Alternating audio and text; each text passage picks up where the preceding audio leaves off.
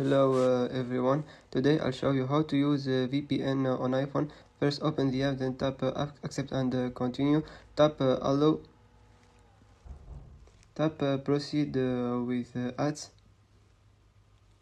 You can select what you want location.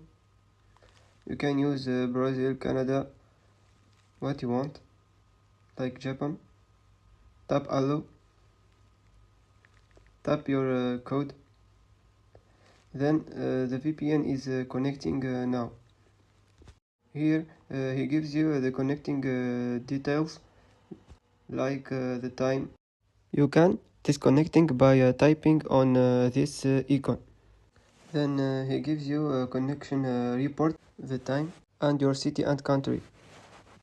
To reconnect, press again on this icon.